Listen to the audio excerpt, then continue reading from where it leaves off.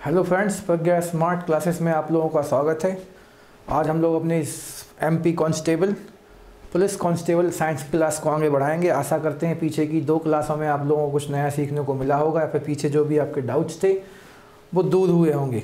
और इसके बाद भी हम आपको सलाह देंगे, यदि अभी भी आपको कोई भी डाउट है आप लोग हमसे संपर्क कीजिए, क्योंकि समय थोड़ा सा कम है। इस कारण से हम आप लोगों को केवल इम्पोर्टेंट और थोड़ा सा मतलब ऊपरी डेटा ज़्यादा लेके आए हैं। बाकी कोशिश करेंगे जो ज़्यादा इंपॉर्टेंट है उनके डीप तक भी जाएं हम लोग।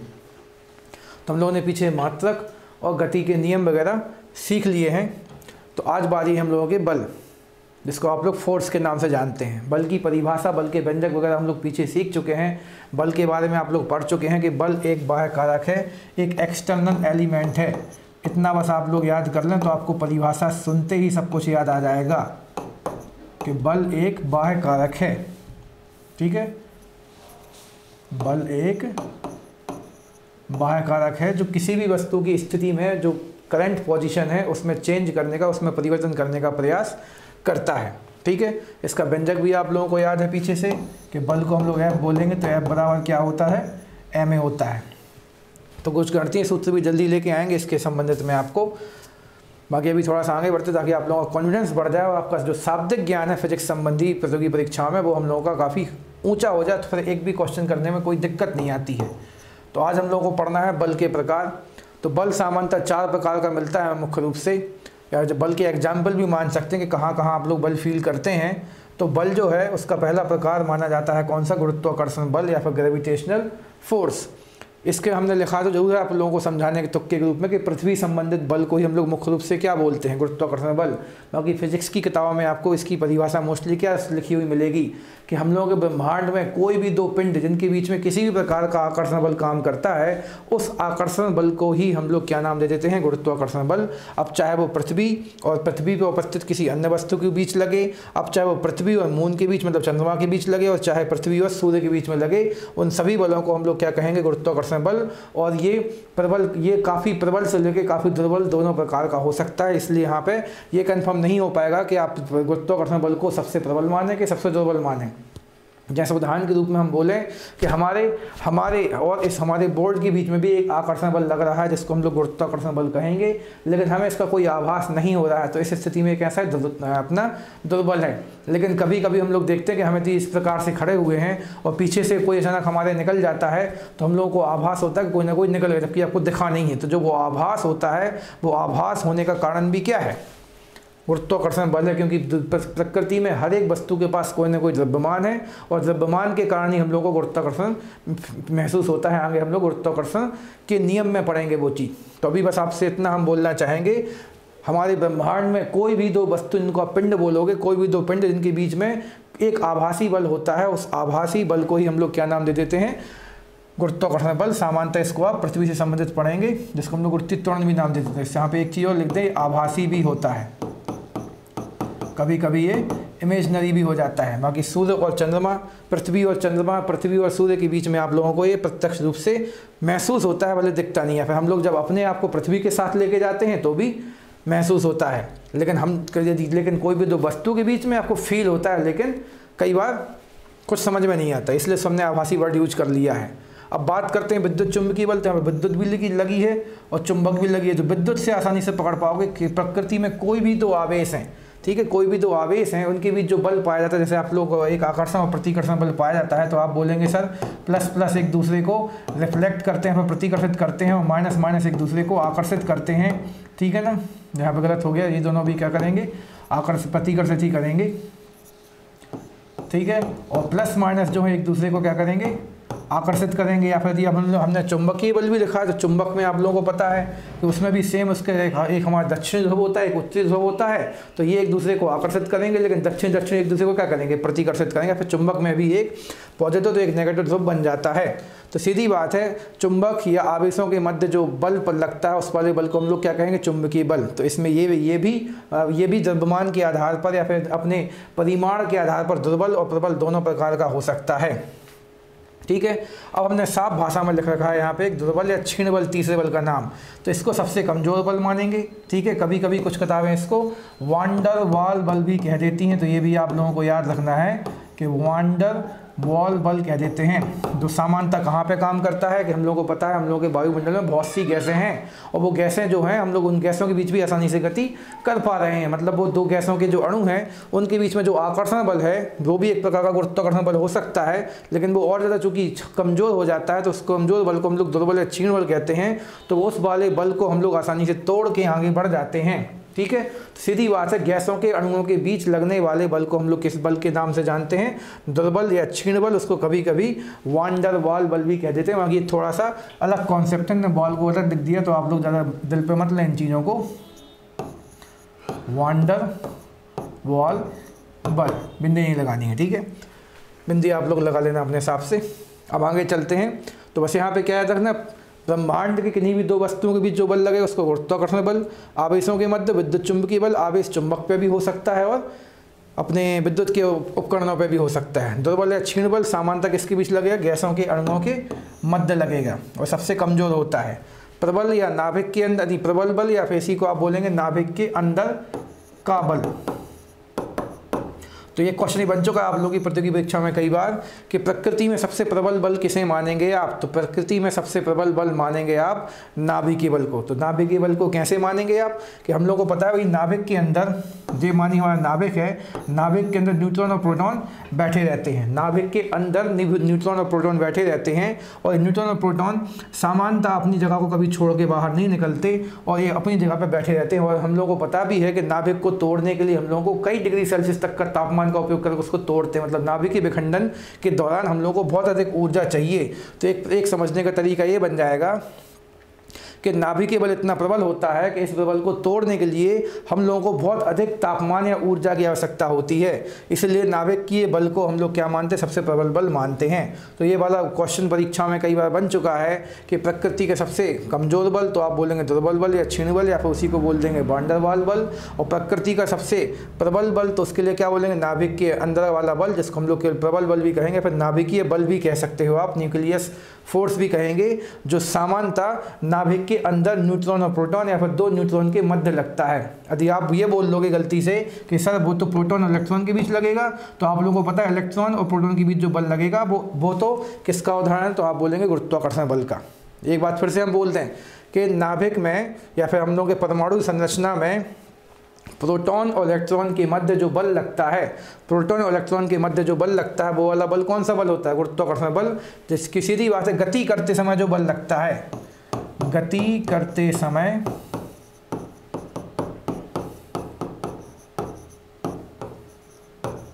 जो बल लगता है वो बल कौन सा है?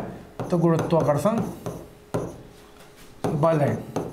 अब इसको आप कैसे रिलेट करोगे या फिर कैसे समझाओगे अपने आप को?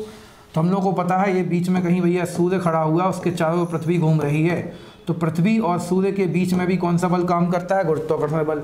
इसी प्रकार से यहाँ पे आप लोग देख पा रहे हैं अंदर का हमारा नाभिक है, नाभिक के बाहर ये 3 इलेक्ट्रॉन यहाँ वहाँ घूम रहे हैं। तो गति करते समय जिस प्रकार से सूर्य के चारों ओर पृथ्वी पे गुरुत्वाकर्षण बल लगता है, उसी प्रकार से नाभिक के चक्कर करते समय इलेक्ट्रॉन पे भी गुरुत्वाकर्षण बल लगेगा। और हम लोगों को पता है, जैसे हम आपसे बोल रहे हैं कि नाभिकीय बल बहुत ज़्यादा प्रबल होता है, इसको तोड़ने के लिए अत्यधिक ऊर्जा चाहिए। और हम लोगों को अब ये भी पता है कि किसी भी परमाणु की कक्षा से इलेक्ट्रॉन को बाहर निकालने के लिए अधिक ऊर्जा नहीं चाहिए। वो किसी भी रासायनिक क्रिया से आसानी से इलेक्ट्रॉन क्या कर जाते हैं? छोड़ जाते हैं। जैसे आपको उन लोगों को पता है कि धातुएं अपने इलेक्ट्रॉन आसानी से छोड़ देती हैं और फ्लोरीन और आयोडीन जैसे या फिर ऑक्सीजन जैसे तत्व जो हैं दूसरों के इलेक्ट्रॉन आसानी से खींच लेते हैं। तो इलेक्ट्रॉन ले दे के ही तो सामान्य रासायनिक क्रिया होती हैं। तो इलेक्ट्रॉन और प्रोटॉन के यानी इलेक्ट्रॉन और नाभिक के बीच में कौन सा बल लगता है? गुरुत्वाकर्षण बल। ऐसे क्वेश्चन पूछे गए हैं जो केमिस्ट्री के टॉपिक रहेंगे, आगे जाके फिर से चर्चा करेंगे हम। वो गुरुत्वाकर्षण लिखा है, काफ़ी गंदा सा लिखा है, लेकिन मान लीजिए आपको साफ समझ में आ रहा है। अब आगे चलते, थोड़ा सा आप लोग कॉपी पेन लेके चलें और रफ वर्क करते चलें। इस टॉपिक की PDF तो आप लोगों को उपलब्ध कराई ही जाएगी, लेकिन जो भी कुछ आपको हम बोल के समझा रहे हैं वो भी आपको नोट डाउन करते जाना है एक्स्ट्रा में, ठीक है। वीडियो चाहो तो पुश भी कर सकते हैं और फिर से आप इसके बारे में सोचें और जो भी डाउट बनता है आप लिख लो, तुरंत कमेंट बॉक्स में डाल दें कि सर आपने ये गलत समझाया, फिर ये ज़्यादा समझाया, फिर ये कम समझाया। जो भी डाउट है आपको क्लियर करते हुए चलना है। एक बार यदि अच्छे से पढ़ लिया तो आप आसानी से 100% मार्क्स पा सकते हैं साइंस में। प्रेजेंट टाइम में हम ये देख रहे हैं कि साइंस का टॉपिक जो है मैथ्स और रीजनिंग से भी ईजी और इम्पोर्टेंट होता जा रहा है। बाकी और आपको कांस्टेबल के पेपर में मैथ्स रीजनिंग पे भी अच्छी मेहनत करनी है, क्योंकि मोस्टली क्वेश्चन उसी से आने हैं। तो एक बार फिर से ब्रीफ रिवाइज करते हैं और आगे चलते हैं। प्रकृति के किन्हीं भी दो पिंडों के बीच में या ब्रह्मांड के किन्हीं भी दो पिंडों के बीच में लगने वाला बल गुरुत्वाकर्षण बल। ठीक है, और एक और हमने बता दिया आभासी भी होता है, गति करते समय भी लगेगा आपका। दूसरी कहानी किसकी पढ़ी हम लोगों ने, विद्युत चुंबकीय बल की, या फिर इसको इंग्लिश में बोलेंगे इलेक्ट्रोमैग्नेटिक फोर्स। ठीक है, समानता आवेशों के मध्य देखने को मिलेगा आपको, प्लस माइनस प्लस प्लस। तो ये आकर्षण और प्रतिकर्षण दोनों प्रकार का होता है। इसको समानता केवल आकर्षण बल मानते हैं गुरुत्वाकर्षण को, इसमें प्रतिकर्षण का रूल नहीं लगाते। दुर्बल या क्षीण बल ये सबसे कमजोर होगा। सामान्यतः गैसों के अणुओं के मध्य देखने को मिलेगा। गैसों को हम लोग आसानी से देखें, यहाँ पे काफ़ी सारी गैसें होंगी, हम बिना किसी खास बल के अपने हाथ को ऊपर नीचे कर पा रहे हैं, मतलब रास्ते में उपस्थित गैसों को हम दूर दूर कर पा रहे हैं। इसको वैन डर वाल बल के नाम से भी बोला जाता है कभी कभी। प्रबल बल किसको बोलेंगे आप, नाभिक के अंदर का बल या फिर नाभिकीय बल को। तो नाभिक के अंदर होगा सामान्यतः न्यूट्रॉन और प्रोटॉन के बीच में या फिर दो प्रोटॉन के बीच में। इसलिए हम लोगों को पता है नाभिकीय विखंडन के दौरान नाभिक के अंदर से न्यूट्रॉन को निकालने में काफ़ी ज़्यादा ऊर्जा खर्च होती है। तो हाल फिलहाल में आगे बढ़ते हैं। आशा करते हैं आप लोगों ने कुछ नया सीखा। और इस छोटे से पेज से आप देख सकते हैं इसमें कुछ नहीं लिखा है, बाकी इस पे से हमने कम से कम आपको 5 से 10 क्वेश्चन समझा दिए हैं जो घुमा फिरा के पूछे जाते हैं परीक्षाओं में। तो उन पर आप थोड़ा सा विचार विमर्श करें और बताएं। तो बल की बात हो रही है, तो बल का पर्यायवाची लगभग में क्या बन जाता है, आवेग। बाकी पर्यायवाची थोड़ा सा इसमें एक एक्स्ट्रा चीज़ आती है। तो आवेग को आप इंग्लिश में इम्पल्स कहते हैं। हम लोगों ने पीछे गति के द्वितीय नियम में भी इस पर हल्की सी चर्चा की थी। तो आवेग या इम्पल्स होता क्या, इसकी चर्चा कर लें पहले तो, कि अल्प समय के लिए, ठीक है, अल्प समय के लिए, तो पहली चीज़ तो आपको ये लिखना है कि फॉर अ लिटिल टाइम, अल्प समय के लिए उपयोग किए जाने वाले बल को ही आप क्या कहते हैं, तो बल को ही हम लोग क्या कहते हैं, आवेग कहते हैं। तो आवेग एक प्रकार का बल है, बस उसमें थोड़ा सा समय जुड़ जाता है, ठीक है, यानी गुणा हो जाता है। तो आवेग का फार्मूला क्या निकल के आता है, आवेग बराबर होता है कि आपने किसी भी पिंड पर थोड़े से समय के लिए, मतलब थोड़े से टाइम ड्यूरेशन या समय अंतराल के लिए एक बल लगाया, तो उस बल की मात्रा को ही हम लोग क्या कहते हैं, आवेग। तो हम लोग अपने बल का, जैसे हम ही अपनी बात करें तो अभी हम काफ़ी समय से बोल रहे हैं जिसमें हमारी काफ़ी ऊर्जा और बल खर्च हो गया। लेकिन जब हम लोग उस बल को इस समय के साथ नापने की कोशिश करेंगे तो उस छोटे से समय अंतराल में खर्च किए गए, फिर अप्लाई किए गए बल को हम लोग अब बल ना बोल के क्या कह देंगे, आवेग कह देंगे। तो ये आपको याद रखना है कि बल को जब आप समय के साथ नापते हैं तो बल को आप बल ना बोल के आवेग कहेंगे। और बल, आप आवेग को आई फॉर इम्पल्स से दर्शाएंगे, ठीक है। और बल का संकेत होता है एफ, समय अंतराल को आपने समय के रूप में टी दिखला दिया है। तो आवेग का सूत्र क्या निकल के आ जाता है, आई बराबर एफ टी। एक बार फिर से हम सफाई से लिख देते हैं ताकि आप लोगों को पढ़ने में दिक्कत ना हो। और यहाँ पे एक चीज़ और बोलेंगे, आगे जाके हम भी आपको कुछ न्यूमेरिकल क्वेश्चन कराएंगे। आप लोगों के पीछे जेल पहरी या और भी पीछे के अच्छे खासे साइंस ओरिएंटेड एग्जाम्स में ऐसे क्वेश्चन भी आ चुके हैं जहाँ पे आपको आवेग का मान दिया रहता था और बल का मान पूछा जाता था। तो आप लोग आवेग का मान यहाँ पर रख के बल का मान यहाँ से निकाल सकते हो। बस शर्त छोटी सी क्या होगी, आपको समय का मान दिया हो। तो आप लोग ये भी बात हम रिवाइज कर दें कि आजकल की परीक्षाओं में जिस चीज़ का मान पूछा जाता है तो आवश्यक नहीं आप उस चीज़ का मान उसी के फार्मूले से निकालें। आप इस फार्मूले से भी किसका मान निकाल सकते हैं, बल का मान, क्योंकि यहाँ पे भी बल है एफ के रूप में। तो इसके मात्रक की बात करें तो हम लोग को पता है भैया एफ फॉर फोर्स है, बल है, बल का मात्रक होता है न्यूटन, और टी फॉर टाइम, और टाइम का मात्रक क्या होता है, सेकंड। तो न्यूटन इंटू सेकंड, कई किताबें इसको इस प्रकार सीधा एन एस भी लिखती हैं। तो न्यूटन सेकंड हमारे बल का मात्रक कहेगा, एसआई मात्रक, ठीक है। अब दूसरी परिभाषा जब हमने आप लोगों को पिछली क्लास में संवेग पढ़ाया था, संवेग परिवर्तन पढ़ाया था, तो संवेग में परिवर्तन को ही आप क्या भी कह सकते हैं, आवेग कह सकते हो, ठीक है। कहा नहीं जाता, कहा जाता है, ये मानिए कि नहीं लिखा है कुछ यहाँ पे, छोटी छोटी सी मिस्टेक होती रहती हैं, इनको जानबूझ के हम लोग भी करते हैं ताकि आप लोग इनको देखें, आपका ध्यान थोड़ा सा एक्स्ट्रा आ जाए हमारे बोर्ड पर, हमारी ओर, मान लीजिए ऐसा। बाकी ध्यान दीजिए, संवेग में परिवर्तन को ही आप क्या कहेंगे, आवेग कहेंगे, ठीक है। तो संवेग में परिवर्तन को ही हम लोग क्या कहेंगे, आवेग भी कहते हैं। आगे चलेंगे, अगली कहानी। अब आवेग जो है तो ये भी बहुत इंपॉर्टेंट कहानी है, इसको भी आप समझ के चलें कि संवेग परिवर्तन को आवेग भी कहते हैं। छोटी परिभाषा ज़्यादा लिखी मिलती है हम लोगों को परीक्षाओं में और सीधा ऑब्जेक्ट के रूप में, फैक्ट के रूप में। अनुप्रयोग की बात करते हैं तो आवेग आपको कहाँ कहाँ देखने मिलता है। तो आवेग भी समानता जो गति के द्वितीय नियम में हमने आप लोग को बताया था कि गति के द्वितीय नियम सामान्यतः वहाँ पे अप्लाई होता है जहाँ पे आप चोट से बचने का प्रयास करते हैं। तो जहाँ जहाँ चोट लगने का डर होता है वहाँ पे मोस्टली कौन सा कारक काम कर रहा होता है तो वहाँ पे आवेग काम कर रहा होता है। और हम सबको याद है कि गति के द्वितीय नियम से ही संवेग परिवर्तन अर्थात बल निकला है, और वहीं से हम लोगों का फिर संवेग परिवर्तन को ही क्या कहते हैं, आवेग। हम सबको याद है गति के द्वितीय नियम कि किसी वस्तु या पिंड पर आरोपित बल संवेग में परिवर्तन के समानुपाती या अनुक्रमानुपाती होता है। सब कुछ वहीं से निकला। तो जो आप लोगों को गति के द्वितीय नियम के उदाहरण याद हैं वो सेम आप आवेग में भी अप्लाई करेंगे। इसलिए कुछ कुछ किताबें आवेग के उदाहरण लिखती हैं लेकिन गति के द्वितीय नियम की कोई उदाहरण या फिर अनुप्रयोग एप्लीकेशंस नहीं लिखती हैं। तो चोट कब कब लग सकती है, जब हम लोग फर्श पर बिना किसी तैयारी को चलते हैं। हम यदि फर्श पर इस प्रकार से उछलने का प्रयास कर रहे हैं तो हमारे घुटनों पर, जो हम लोग नहीं बोलते अपने कॉमन लोकल लैंग्वेज में चलता है कि आपके घुटनों पर जरक लग जाएगा। तो जरक लगने का अर्थ है कि जब हम लोग फर्श पर उछलेंगे तो फर्श पर उछलते समय हम लोग जहाँ जहाँ भी जोड़ हैं उन जोड़ों पर हड्डियाँ आपस में क्या कर सकती हैं, टकरा सकती हैं, और अल्प समय के लिए उन पर थोड़ा सा बल एक हड्डी दूसरी हड्डी पे बल लगा सकती है। ठीक है, तो उस बल की टक्कर से बचाने के लिए हम लोगों को विशेष प्रैक्टिस करनी होती है और फिर उछल कूद करनी होती है। जैसे कई बच्चे सोचते हैं कि हम तो जाके लंबी कूद ऊंची कूद बिना किसी प्रैक्टिस के ही कर लेंगे, तो करके देखते हैं तो होता नहीं है। तो उसके लिए हम लोग को प्रैक्टिस चाहिए होती है। हम लोग किस गुण से बचने की या फिर किस कारक से बचने की कोशिश के लिए हम लोग प्रैक्टिस करेंगे, तो आप आंसर क्या लगाएंगे, आवेग, ताकि बिना चोट के आप अच्छे से अच्छे प्रकार से उछल सको और कूद सकें। तो वहाँ पे आप लोग बोलेंगे आवेग से बचने के लिए या फिर आवेग के दुर्गुण से बचने के लिए आप वहाँ पे काम करते हो। यही नहीं कि केवल दुर्गुण है, काम में भी आएगा। गेंद को हाथ से पकड़ते समय, तो जैसे गेंद को हाथ से पकड़ते समय इसमें दो क्रियाएं लगती हैं कि हम लोग जब गेंद को हाथ से पकड़ते हैं तो गेंद को तो पकड़ेंगे और साथ में गेंद को अपने नीचे की ओर गति करा देंगे ताकि हमारे हाथ में चोट भी ना लगे और गेंद जो है वापस उछल के नीचे भी ना गिरे। तो यहाँ पे गति का तृतीय नियम भी लग जाता है कि गेंद जैसी गिरेगी तो प्रतिक्रिया के फलस्वरूप गेंद कहाँ उछलती, ऊपर उछलती। तो आपने अपने हाथ को गेंद की दिशा के साथ गति करा दिया तो चोट लगने से ही बचा लो, आपकी गति का तृतीय नियम भी लगेगा। सेम यहाँ पे एक उदाहरण में फील्डर वाला डालना चाहिए था हमें कि फील्डर जो होता है, देखिए अपने आप को चोट लगने से बचाने के लिए गेंद के साथ साथ क्या कर रहा है, गति कर रहा है। तो किस लिए, तो आप बोलेंगे अपने आप को वहाँ पे उत्पन्न आवेग से बचाने के लिए।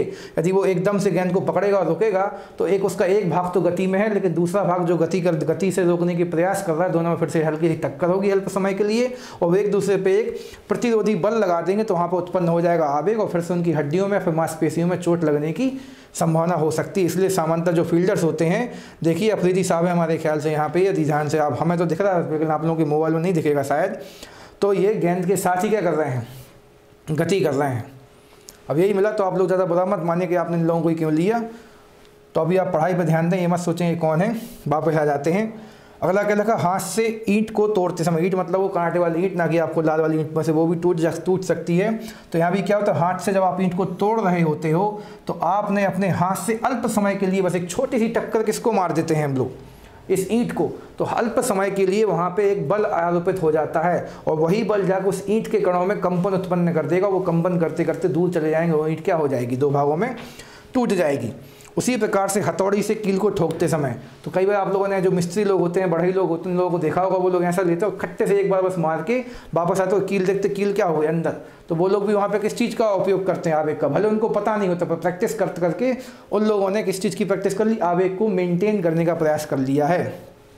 तो सीधी बात बस ये है कि जहाँ पे भी आपने अल्प समय के लिए थोड़ी सी चोट लगाई तो वहाँ पे क्या हो जाएगा, आवेग का काम हो जाएगा। तो कभी कभी चोट लगाने से, देखो हथौड़ी से कील ठोकते समय आप चोट मार रहे हो तो फ़ायदा हो रहा है, हाथ से ईंट को तोड़ते समय चोट मार रहे हो तो भी फ़ायदा हो रहा है, मतलब काम अच्छा लग रहा है आपको। लेकिन फर्श को उछलते समय और गेंद को पकड़ते समय हम लोग चोट से बचने का प्रयास करते हैं। मोस्टली चोट मारने और चोट से बचने के लिए जब आप लोग एग्जाम्पल्स देखेंगे तो वहाँ पर आपको किसके नियम लगाने हैं, आवेग के नियम या फिर गति के द्वितीय नियम अप्लाई करना है। तो पीछे के डेटा को रिलेट करके भी आपको पढ़ते जाना है ताकि पीछे का डेटा आगे का डेटा सब कुछ इकट्ठा याद भी रहे। और कभी कभी क्वेश्चन भी घुमा फिरा के आता है तो भी आपको आंसर सही सही पिक करते आना चाहिए। उससे एक फ़ायदा ये होगा, आप कम से कम पढ़ के अधिक से अधिक ज्ञान अपने पास रख सकते हो। तो फिर से देखिए हमारी स्लाइड खाली हो चुकी, लेकिन इस पर भी हमने काफ़ी सारे क्वेश्चन आप लोगों से शेयर किए। आगे चलते हैं। अब घर्षण बल, तो घर्षण भी तो एक प्रकार का बल है, तो घर्षण की बात कर लेते हैं और काफ़ी इंपॉर्टेंट बल है। तो एक बात फिर से बोल रहे हैं, पीछे हम लोगों ने जड़त्व पढ़ा था, तो जड़त्व क्या होता है, स्थिरता का विरोध करता है और घर्षण भी स्थिरता का विरोध तो करता है, लेकिन ये गति के दौरान ही सामान्यतः देखने को मिलेगा। यदि आप स्थिर हो तो सामान्यतः आपको जड़त्व देखने को मिलेगा और यदि आप गति कर रहे हो तो आपको क्या देखने को मिलेगा, घर्षण। तो ये सामान्यतः एक प्रकार से इसको आप गतिक बल भी कह सकते हैं। ठीक है, तो ये आपको याद रखना है कि घर्षण बल सामान्यतः गति अवस्था में आपको ज़्यादा देखने को मिलेगा, इसलिए गतिक बल के रूप में भी जाना जाएगा। Motive force it is also be called. तो घर्षण बल क्या है? यह एक विरोधी बल है, ठीक है। जड़त्व भी एक प्रकार का विरोधी था, लेकिन हमारे समझ में नहीं आता, तो एक क्वेश्चन भी बन चुका है कि घर्षण किस प्रकार का बल है? सामान्यतः विरोधी बल है। ये आपकी गति का विरोध करने का प्रयास करता है, लेकिन आगे जाके हमने ही इस बोर्ड पे लिखा होगा कहीं ना कहीं कि हम लोग जो गति कर पाते हैं केवल और केवल किसके कारण कर पाते हैं? घर्षण के कारण ही कर पाते हैं। तो हम लोग फिसलते चले जाएंगे, बस उस फिसलने की अवस्था को भी घर्षण के नाम में जान लिया जाता है। लेकिन गति के लिए आवश्यक कारक कौन है? तो आप लोग बोलेंगे घर्षण, ठीक है। तो यह एक विरोधी बल है जो किसी भी संपर्क सतह द्वारा उस पर गतिशील वस्तु की गति का विरोध करता है। मतलब सीधी बात है, यहाँ पे भी आप लोग देख सकते हैं कि इस चित्र में क्या दिखाया जा रहा है कि ये बात जब कहने को लकड़ी का जो भी कहने को ये बॉक्स या पिंड है वो सतह पे नीचे खिसकाने की कोशिश की जा रही है। तो एक तो सबसे बुरी बात क्या होगी, इसकी आधार और नीचे की ज़मीन के आधार के बीच में संपर्क क्षेत्र कुछ ज़्यादा ही बढ़ गया है। अब वो देखने में तो भले हम लोगों को एकदम सपाट चिकना फील हो रहा है, लेकिन वहाँ पर जो अणु बैठे होंगे वो हल्के से ऐसे खुरदरे हैं। तो उन खुरदरे अणुओं के बीच में ऊपर उस लकड़ी के खुरदरे अणुओं के बीच जो सतह है वो थोड़ा सा फिक्स हो गई है। इस कारण से इस चीज़ को ढकेलने में काफ़ी ज़्यादा दिक्कत हो रही है। अर्थात कौन सा बल ज़्यादा मिल रहा है? वहाँ पर घर्षण बल मिल रहा है। और सबसे बड़ी बात है, दोनों सरफेस के बीच में जो कॉन्टैक्टिंग एरिया है, स्पर्श सतह क्षेत्र है, वो जितना ज़्यादा होता है उतना ही ज़्यादा आपको घर्षण बल महसूस होगा, ठीक है। इसी कारण से हम लोग देख रहे हैं कि इस सतह पर इस वस्तु को गतिशील करने में हम लोगों को काफ़ी समस्या हो रही है। फिर एक विरोधी बल महसूस हो रहा है, उस विरोधी बल को ही हम लोग क्या नाम दे देंगे? घर्षण बल। पर जितना ये खराब लगता है, लेकिन हम लोग बोल रहे हैं आपसे कि ये बहुत ज़्यादा काम की चीज़ है हम लोगों के जीवन में, ठीक है। और ये हमेशा कहाँ की ओर काम करता है? विपरीत दिशा में। मतलब यदि हम अपने इस बॉक्स को आगे की ओर खींचने की कोशिश कर रहे हैं तो घर्षण बल कहाँ काम करेगा? पीछे की दिशा में। तो ये वाली बात तो हमारे ख्याल से आप लोगों को समझ में आ ही जाएगी। यदि साथ में काम कर रहा होता तो विरोधी कैसे बनाते? तो आपको आगे धकेलते हुए, मतलब आगे खिसकाते हुए ले जाता। तो ये विरोधी बल होता है और हमेशा विपरीत दिशा में काम करता है जिस दिशा में आप काम कर रहे हैं। तो फिर से बोल दें, सामान्यतः गतिक अवस्था में देखने को मिलेगा। जब भी दो वस्तुएं गतिशील अवस्था में हैं तो आपकी आगे बढ़ने का जो विरोध कर रही है, ठीक है, उस कारक को हम लोग क्या नाम दे देंगे? तो घर्षण बल नाम दे देंगे। और आगे चलते हैं, घर्षण के प्रकारों की बात कर लें तो घर्षण 3 प्रकार के मानेगा। There are 3 types of friction. हम इंग्लिश में बोलना भूलेगा, घर्षण को आप फ्रिक्शन कहेंगे, ठीक है। और फ्रिक्शन का पहला प्रकार क्या है? स्थैतिक घर्षण या फिर स्टैटिक फ्रिक्शन। तो ये सामान्यतः स्थिर अवस्था, यदि कोई वस्तु जो है स्थिर अवस्था में है तो वहाँ पे देखने को, जैसे यहीं पे ये वाला उदाहरण किसका हो? स्थिर अवस्था में। और यहाँ पे सबसे बड़ी चीज़ क्या लगाओगे आप कि संपर्क सतह या कॉन्टैक्टिंग एरिया यहाँ पर सबसे ज़्यादा होता है। संपर्क सतह अधिक होगा, मानिए वो अधिक लिखा है तो संपर्क सतह अधिक होगा। और सामान्य वस्तुओं को जब हम लोग खींचते हैं, रगड़ते हैं, तो खींचते और रगड़ते समय जो घर्षण पैदा होता है उसको हम लोग कौन सा घर्षण कहेंगे? स्थैतिक घर्षण। तो हमने कोड वर्ड में लिख रखा है क्योंकि हम लोगों को पता है मोस्टली क्वेश्चन हम लोग के ऑब्जेक्टिव के रूप में आना है। तो आपको सीधा क्वेश्चन बनता है, किसी वस्तु के ऊपर खींचते समय गतिशील अवस्था में लाने के लिए कौन सा घर्षण बल कार्य करता? तो आपको बोलना है स्थैतिक, क्योंकि वहाँ पे एक वस्तु दूसरे पे स्थित है और उसको आप खींचोगे तो चू चू की आवाज़ भी आती है, तो वो सब किस वाले बल से आएगी? तो घर्षण बल। और घर्षण में भी कौन सा बल? स्थैतिक घर्षण। सर्पी की बात करें तो सर्पी मतलब होता है सांप। तो इसमें क्या होता है? इसमें लगभग फिसलने वाली स्थिति होती है। फिसलने वाली स्थिति कब बनती है? कि जब किसी सतह पर कोई छोटे छोटे से कण पड़े हुए हैं और उन कणों के ऊपर हम लोग फिसलते हैं तो हम लोगों को लगता है कि हम लोग जो हैं इस वाली सतह से इस वाली सतह के बीच में फिसल रहे हैं, लेकिन बीच में क्या है? कुछ छोटे छोटे से कण हैं, जैसे धूल के कण, या फिर बीच में हम लोग धूल के कण या फिर बड़े बड़े बजरी या रेत के कण कहीं पर डले होते हैं। तो हम लोग की गाड़ी जो है जब सड़क पर चला रहे होते हैं तो हल्की हल्की उसमें क्या आती है? फिसलन आती है। तो वो घर्षण बल के मान को थोड़ा सा कम कर देती है। तो उस वाली स्थिति को हम लोग क्या बोल देंगे? सर्पी घर्षण। सामान्यतः सांप की गति को भी ले लिया जाता है कि सांप जो होता है रेंगता है और रेंगने का पर्यायवाची वहाँ पर क्या बन जाता है? फिसलना। तो फिसलते समय जो बल अप्लाई घर्षण बल लगता है उसको हम लोग क्या नाम देंगे? सर्पी घर्षण, ठीक है। तो इसका उदाहरण क्या बनेगा? फिर से हम लोग यहाँ पर रिवाइज कर लें थोड़ा सा कि जब कोई वस्तु किसी वस्तु की आप खिसका रहे हो तो खिसकते समय यदि हमें इस जमीन पर बैठ जाओ, अपने आप को इस प्रकार से खिसकाएं, तो वहाँ पे कौन सा घर्षण बल काम करेगा? स्थैतिक घर्षण। अब लेकिन हम किसी रेत डली हुई सड़क पे गाड़ी चलाने की कोशिश कर रहे हैं, हमारी गाड़ी एकदम बैलेंस में नहीं है, थोड़ा थोड़ा बीच बीच में फिसल रही है। किसके कारण? रेत के कारण। क्यों? क्योंकि हमारे गाड़ी के टायर और ज़मीन की जो रोड है उसके बीच में हल्के हल्के बीच बीच में जो रेत के कण आ रहे हैं वो उसे फिसला दे रहे हैं। तो वहाँ पे कौन सा घर्षण बल काम कर जाएगा? सर्पी घर्षण बल काम कर जाएगा।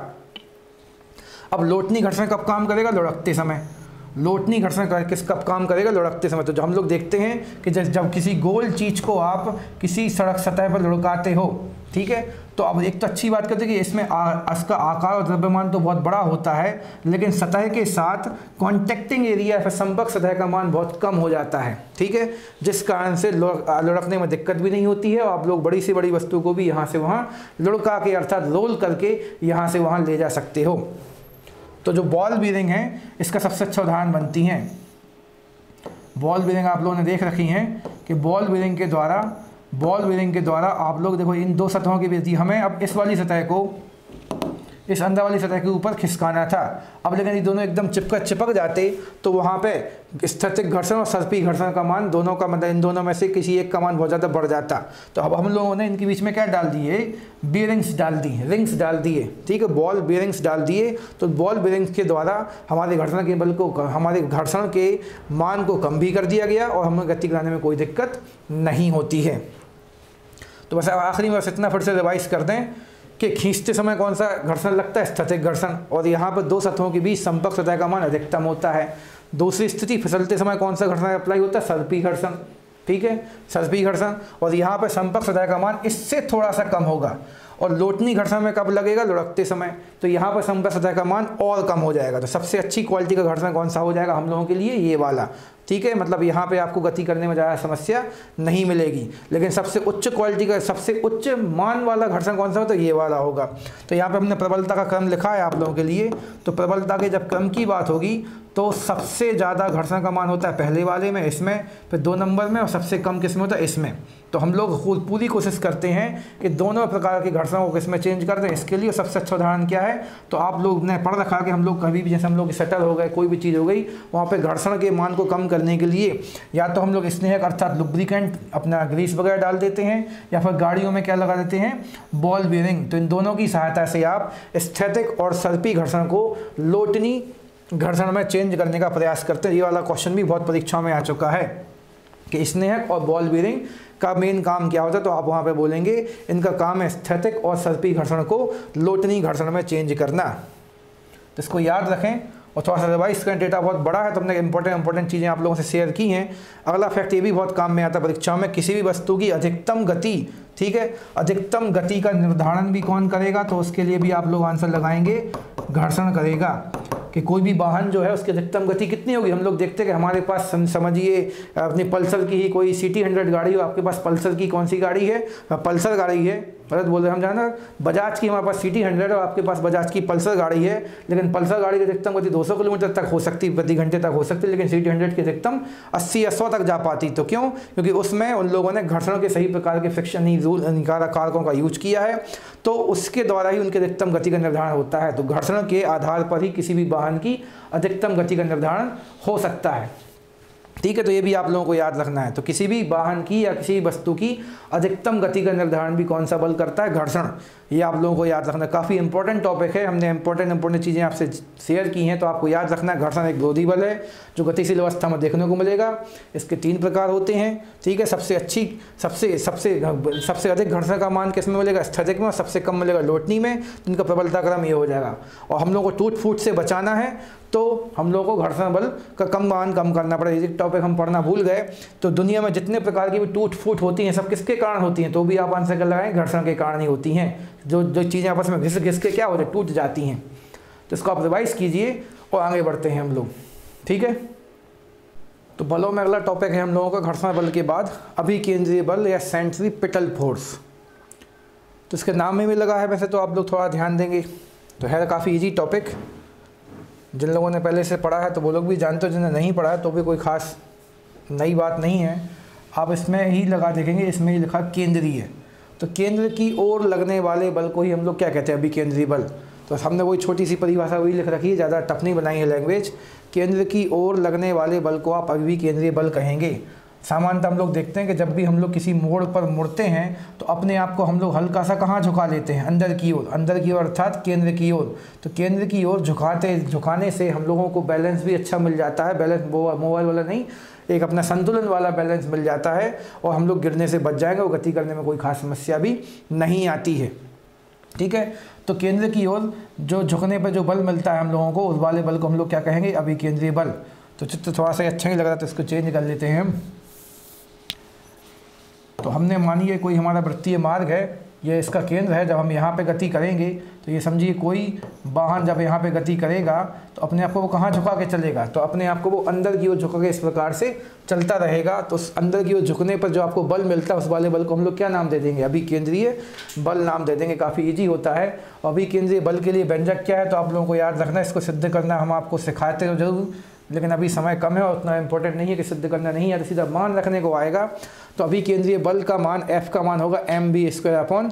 और r क्या है, तो इस वाले अभी जहाँ पे हम लोग गति कर रहे हैं उस गति के दौरान केंद्र से लेके परिधि तक की दूरी मतलब त्रिज्या, जिस वृत्तीय मार्ग पे आप गति कर रहे हो उस वृत्तीय मार्ग की त्रिज्या रेडियस का मान ये r है, आपको सब कुछ पता है। और ये पिंड जो गति कर रहा है उसका द्रव्यमान m है और गति के दौरान उसका वेग क्या है, तो वो क्या है v है, वेलोसिटी उसकी v है। तो इन दोनों की सहायता से आप लोग इसका मान निकाल सकते हैं। अभिकेंद्रीय त्वरण का मान है तो वो कहने को वही द्रव्यमान गुणा त्वरण, और यहाँ पर त्वरण का मान जो है v²/r होता है। ये हमने थोड़ा सा बता दिया आपको। तो m फॉर द्रव्यमान है और त्वरण का मान क्या है, v²/r। बल बराबर क्या है, द्रव्यमान गुणा त्वरण। तो इसकी सहायता से भी हम लोगों को छोटे छोटे से क्वेश्चन मिलेंगे, गणितीय क्वेश्चन, जिनको आप करके अपनी सफलता को एकदम सुनिश्चित कर पाओगे, क्योंकि 99% बच्चे इस फॉर्मूले को भी नहीं जानते हैं और इसका उपयोग करना तो फिर बहुत कम लोग ही जानते हैं। तो आप लोग आज से याद रखिए, और कभी परीक्षा में कभी अभिकेंद्रीय बल का मान लिखा आ जाए और आपसे कभी द्रव्यमान वगैरह की बात हो तो आप इसकी सहायता से आसानी से निकाल सकते हैं। और बल तो है तो बल को आप हमेशा F से दर्शाएंगे। तो ये आपको याद रखना, चाहे बल घर्षण बल हो, चाहे पीछे का गुरुत्वाकर्षण बल हो, चाहे पीछे का मेन बल हो, सभी जगह बल को आप F से दर्शाएंगे और सभी जगह से आपको बल का मान प्राप्त किया जा सकता है, प्राप्त कर सकते हैं। तो अनुप्रयोग या उदाहरण आपको कहाँ कहाँ देखने को मिलेंगे अभिकेंद्रीय बल के, तो किसी भी मोड़ पर मुड़ते समय आप लोग आसानी से अपने आप पे अभिकेंद्रीय बल लगता हुआ पाएंगे। मौत का कुआं आप लोगों को बाजू में दिख रहा है, तो मौत के कुएं में मरते नहीं है, बस लगता है लोगों को कहीं गिर के मर ना जाए। इस लोगों ने अभी सलमान खान की कोई भरत या भारत पिक्चर थी तो वहाँ पर स्लो मोशन गाना देखा होगा, स्लो मोशन में, तो उसमें भी उनने चलाई है। तो स्लो मोशन में जब वो ये वहाँ पर मौत के कुएं में गाड़ी चला रहे थे तो वहाँ पे वो किस वाले बल की सहायता से चला रहे थे, तो आप बोलेंगे अभिकेंद्रीय बल। तो कई बार परीक्षाओं में किताबों में गलती से, परीक्षा नहीं बोलना चाहिए, कुछ किताबें गलती से लिख देती हैं कि मौत के कुएं पर जो चालक होता है वो किस बल की सहायता से गाड़ी चला पाता है, तो लोग बोल देते हैं अपकेंद्रीय बल। तो वो गलत होता है। किसकी सहायता से, अभिकेंद्रीय बल की सहायता से गाड़ी चला पाता है, क्योंकि वहाँ पे मौत के कुएं में हम यहीं पर बना देते हैं, मौत के कुएं की जो दीवारें होती हैं एकदम ऐसी सीधी नहीं होती हैं। मौत के कुएं की दीवारें कैसी होती हैं, इस प्रकार से टेढ़ी होती हैं, और व्यक्ति अपने आप को यहाँ पे एकदम हल्का सा अंदर की ओर झुका के जब खड़ा करता है तो वो यहाँ पे अपने आप को कैसा पाता है, इस प्रकार से। तो बस सीधी बात ये होती है कि जिस भी सतह पे आप चल रहे होते हो उस सतह पे यदि आप जितना हो सके 90 अंश के कोण के आसपास रहोगे तो आपको गति करने में दिक्कत नहीं होगी। जैसे हम लोग अभी अपनी बात करें, हम लोग सीधी सीधी गाड़ी चला रहे हैं तो हमें कोई दिक्कत नहीं होती है, हमें कोई दिक्कत नहीं होती है। लेकिन जैसे ही हम लोग मुड़ते हैं तो हम लोगों को इस प्रकार से अपनी गाड़ी को झुकाना पड़ता है, तो ज़्यादा देर तक हम लोग झुकी हुई अवस्था में गाड़ी नहीं चला सकते हैं। तो यहाँ पे मौत के कुएं में गिरने से बचने के लिए मौत की कुएं की जो दीवारें होती है इस प्रकार सीधी नहीं रखते। यदि सीधी रखेंगे और वहाँ पे हम लोग यदि यहाँ पर 90 अंश का कोण बनाएंगे तो हम लोग कहाँ गिर जाएंगे, यहाँ पर गिर जाएंगे। तो दीवारों को वो लोग कैसे रखते, टेढ़ा, और यहाँ पर आप हल्का सा भी 90 अंश का कोण इस प्रकार से, थोड़ा सा इस प्रकार से 90 अंश के आसपास का कोण बनाते हैं तो घर्षण बल का भी आवश्यक मान मिल जाएगा, और अपकेंद्रीय बल की सहायता से आप वहाँ पर आसानी से गाड़ी क्या कर सकते हैं, चला सकते हैं। तो गाड़ी छोड़े, अब तो कारें वगैरह भी चलने लगी है मौत के कुएं में। और देखिए यहाँ पे काफ़ी स्लो मोशन चल रहा है, जो हम जैसे लग रहे हैं भाई साहब पाल्टी गलती मार के चला रहे हैं गाड़ियाँ। तो जो भी है, तो आपको बस इतना याद रखना है कि मौत के कुएं पर कौन सा बल काम करता है, अभिकेंद्रीय बल, ना कि अपकेंद्रीय बल। तो इसको याद रखें। और आगे चलते हैं, डोरी से पत्थर को बांधते समय या घुमाते समय। ठीक है, डोरी को पत्थर से जब हम लोग बांध के रखते हैं इस प्रकार से क्या करते हैं, घुमाते हैं। तो जो पत्थर होता है यदि उस पर हम लोग यदि उसको हम लोग अपने हाथ से बल को लगाना बंद करते तो पत्थर अपने आप कहाँ की ओर आएगा, अंदर की ओर। तो मतलब पत्थर जो है केंद्र से लगने वाले बल के द्वारा घूम रहा था, ठीक है, तो वो अंदर की ओर आएगा, मतलब वहाँ पे भी कौन सा बल लगेगा, अभिकेंद्रीय बल लगेगा। विभिन्न ग्रहों में सूर्य के चक्कर लगाते समय भी कौन सा बल देखने को मिलेगा आपको, तो अभिकेंद्रीय बल देखने को मिलेगा। सीधी बात है, चक्कर लगाते समय कौन सा बल काम करता है, अभिकेंद्रीय बल काम करता है, जो आपको अंदर की ओर खींचने का प्रयास करता है। वो सेम पृथ्वी पे है। यदि पृथ्वी अपने खुद के बल को समाप्त कर दे, ठीक है ना, तो पृथ्वी जाके कहाँ घुस जाएगी, सूर्य के अंदर घुस जाएगी। बस ये है कि पृथ्वी के पास एक खुद का भी एक स्थिर बल है, जिस कारण से हम लोग कहाँ नहीं जा रहे हैं, सूर्य के पास नहीं जा रहे हैं, भले सूर्य हम लोगों को खींच रहा है। इसकी कहानी पूरी भूगोल में समझनी पड़ती तो हमने अधूरी समझाई है, बाकी है बात सही कि सूर्य पृथ्वी को लगातार अपनी ओर खींचे हुए है, लेकिन एक विशेष बल के कारण सूर्य से दूर हम लोग अंतरिक्ष में लटके हुए हैं। अब विवेचना उसकी बाद में करेंगे कभी। आगे चलते हैं, एक नोट डला हुआ देखते कितने रुपए का है। तो वृत्तीय मार्ग पर गति करती हुई वस्तु को अचानक छोड़ देंगे यदि आप, ठीक है, छोड़ देंगे अर्थात बल को समाप्त कर देने पर वस्तु जो है आपकी वस्तु वृत्तीय मार्ग पर या वृत्तीय मार्ग की परिधि के साथ स्पर्श रेखीय मार्ग में गतिशील हो जाती है। सीधी बात है कि समझिए हम अपने हाथ से, ये हमारा हाथ आ गया मान लीजिए, वैसे अपने हाथ से हम किसी पत्थर को बांध के इस प्रकार से गोल गोल घुमा रहे थे और अचानक ये पत्थर हमारे हाथ से रस्सी छूट जाए या टूट जाए, तो जो पत्थर है इसी वाले समझिए वो इस प्रकार से घूम रहा था, तो यहाँ से वो कैसे निकल जाएगी, इससे स्पर्श रेखा बनाती है। यदि यहाँ से टूटेगी तो यहाँ से कैसे निकल जाएगी, यहाँ से टूटेगी तो कैसे निकल जाएगी, यहाँ से इस प्रकार से आगे निकल जाएगी। तो अर्थात वो टूटने के बाद या बल समाप्त होने के बाद स्पर्श रेखीय मार्ग से ही अपने मार्ग को छोड़ेगी, ना कि कभी भी कहने को ऐसी चली जाएगी या फिर ऐसी चली जाएगी, ऐसे नहीं जाएगी, या तो ऐसी जाएगी या फिर ऐसी जाएगी या फिर ऐसी जाएगी।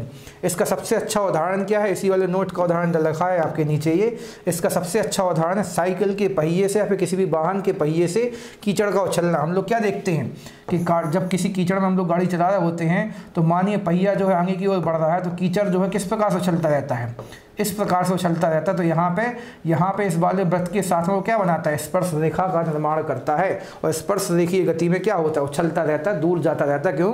क्योंकि उस पर लगने वाला अभिकेंद्रीय बल क्या हो चुका है, समाप्त, क्योंकि वो चक्के के साथ या पहिए के साथ में गति नहीं कर पा रहा है। तो वो छोड़ेगा हमेशा किस मार्ग से, तो स्पर्श रेखीय मार्ग से। तो ये भी टॉपिक बहुत इंपॉर्टेंट बनता है। आप लोग पीछे की बहुत सी परीक्षाओं में चेक करना, तो ये क्वेश्चन भी आपको सीधा फैक्ट के रूप में लिखा मिलेगा। तो एक छोटे छोटे से पेज में 8-8, 10-10 क्वेश्चन पड़े हुए हैं। बस आना कोई एक या दो ही है एक पेज से, लेकिन आपको हमने शेयर किए हैं 5 से 6 क्वेश्चन एक पेज पे। तो माना कि आप लोगों को अभी केंद्रीय बल समझ में आ गया, केंद्र की ओर लगने वाला बल होगा, स्पर्श रेखीय मार्ग से छोड़ेंगे आप, अंदर की ओर हमेशा गति करेंगे। मौत का कुआं सबसे फेमस एग्जाम्पल है इसका, बाकी सब आप लोग को आसानी समझ में आते हैं। अब केंद्रीय बल है सेंट्रीफ्यूगल फोर्स, जो अब देखिए वहाँ पर लगा अभी मतलब अंदर की ओर आइए, अब मतलब कहाँ जाइए, बाहर की ओर। तो अब केंद्रीय बल क्या है, यह एक आभासी बल, ये भी आपको याद रखना है। ये क्वेश्चन भी आजकल कुछ किताबों में इस प्रकार से बनने लगा है कि अभी केंद्रीय बल का विपरीत बल क्या है, या फिर अभी अब केंद्रीय बल कैसा बल, तो एक आभासी बल है। तो अब केंद्रीय बल यह एक आभासी बल है मानिए, जो अभी केंद्रीय बल का प्रतिक्रिया बल है। मतलब जैसे ही हम लोग अपने आप को या फिर अपनी गाड़ी को अंदर की ओर झुकाते हैं तो हम खुद नहीं झुकते, हम खुद कैसा जाने की कोशिश करते हैं ऐसा, जबकि हम लोग को जाना नहीं चाहिए, और अपने आप ही हम लोग अपने आप को ऐसा पाते हैं। तो अभी केंद्रीय बल के प्रतिक्रिया स्वरूप हम लोग अपने आप को ही मतलब अपने आप ही एक विपरीत बल प्राप्त कर लेते हैं। उस विपरीत बल को ही हम लोग क्या नाम दे देंगे, अब केंद्रीय बल। और गति का तृतीय नियम भी लग जाएगा कि एक बल लग रहा है अंदर की ओर, तो एक बल अपने आप कहाँ लग जाएगा, बाहर की ओर, आपको बैलेंस मिल जाएगा। और हल्की सी टेढ़ी अवस्था में भी हम लोग गिरेंगे नहीं, संतुलन बना के रखेंगे। इसके अनुप्रयोग क्या होंगे, मिक्सी, चक्की, वॉशिंग मशीन इत्यादि पे ये काम करेगा। ये छोटी सी मिक्सी का चित्र हमने बनाया है यहाँ पे, बाकी वो तो केवल आप लोगों को आकर्षित करने के लिए है, ताकि कुछ यदि गर्ल्स वगैरह इसको देखें तो उनको अच्छा लगे कि उनके किचन का सामान भी हमने यहाँ पे आप लोगों के लिए रखा है। तो फटाक से नौकरी लीजिए, इसमें कुछ अच्छी मलाई पीस के हम लोगों को शेयर कीजिए। अब मिक्सी की यदि हम लोग छोटी सी चर्चा करें तो मिक्सी में क्या होता है कि नीचे एक छोटा सा यहाँ पे ग्राइंडर लगा होता है दांते वाला, तो वो खाने का किसी भी पीसने वाले पदार्थ को पहले कहाँ क्यों खींचता है, अंदर की ओर खींचता है, तो पिसने से पहले उसको अंदर की ओर खींचता है, मतलब वहाँ पे पहले लग गया कौन सा, अभिकेंद्री बल, और उसी के परिणाम स्वरूप प्रतिक्रिया बल स्वरूप पिसा हुआ भोजन कहाँ फेंकता जाएगा, बाहर की ओर। तो पहले खींचते समय अंदर की ओर आने पर लगेगा अभिकेंद्री बल, और पिसने के बाद कहाँ जाएगा, बाहर, तो वहाँ पर लग जाएगा प्रतिक्रिया बल। चक्की अक्की जो हम लोग अब वहाँ पे अपने पुराने समय में, अभी भी कुछ जगहों पर यूज होता है, अच्छी चीज़, हम इसको वो नहीं बोलेंगे पुराना। चक्की अक्की में हम लोग क्या करते थे, गेहूँ को पीसते थे, दालों को दरते हैं, तो उसमें क्या करते, सेंटर से हम लोग गेहूँ या दाल को डालते हैं अंदर, ठीक है, दाल को ना, फिर चने को डालते, दाल को नहीं डालेंगे, चने को डाला अंदर, और चना पहले अंदर की ओर जाएगा, और पिसने के बाद टूटने के बाद कहाँ निकलेगा, बाहर। तो जो बाहर निकल रहा है, मतलब सीधी बात, कार्य की प्राप्ति कब हो रही है आपको, मिक्सी में जो चीज़ पिसी है वो कब पिसी, जब वो चीज़ निकल के बाहर आ गई। इस चक्की में खाना आपका जो दाल है, वो दाल बनी हुई कब मानी गई, जब वो निकल के बाहर आ गई, और बाहर की ओर फेंकते समय कौन सा बल लगता है, अपकेंद्रीय बल। बाकी लगा वहाँ पे पहले कौन सा, अभिकेंद्रीय बल। तो सीधी बात आपको ये देखना कि कार्य की प्राप्ति किसके फलस्वरूप हुई, अंदर जाने के फलस्वरूप के बाहर आने के फलस्वरूप। यदि अंदर जाते समय कार्य मिल गया आपको कंप्लीट, तो आप बोलेंगे अभिकेंद्रीय बल, और बाहर आते समय मिल गया तो आप क्या बोलेंगे, अपकेंद्रीय बल। जहाँ तक पीछे गलत बोल गए हम, अंदर जाते समय लग गया तो अभिकेंद्रीय बल, और अंदर से बाहर जाते समय मिल गया आपको कार्य, तो आप बोलेंगे उसको अपकेंद्रीय बल। तो आशा करते हैं आप लोगों को समझ में आया। अब चाहे वॉशिंग मशीन की बात करो, तो वॉशिंग मशीन में भी कपड़ों को वो अंदर लेके जाता है, और फिर मैल को वो या गंदगी को कहाँ फेंकता है, बाहर। तो वहाँ पे अपकेंद्रीय बल से आपका कार्य संपन्न होता है। तो आशा करते हैं आप लोग समझ पा रहे हैं हम क्या समझाने की कोशिश कर रहे हैं, और आप लोग ऑब्जेक्टिव परीक्षा से आसानी से सही विकल्प पिक कर पाएंगे। यदि क्वेश्चन थोड़ा बहुत घूमा तो भी, स्पष्ट क्वेश्चन तो हमें पता है बहुत से लोगों में बनते हैं, पर क्वेश्चन जब घूमेगा तो हमने पूरी कोशिश की आप लोगों के दिमाग में सही डेटा डालने की। अगले टॉपिक की ओर बढ़ते हैं, क्योंकि कम समय में ज़्यादा पढ़ाई करनी है हम लोगों को, काफ़ी बड़ा सिलेबस है। बल आघूर्ण, जिसको आप टॉर्क के नाम से भी जानते हैं, बल आघूर्ण को आप टॉर्क के नाम से भी जानते हैं, टॉर्क।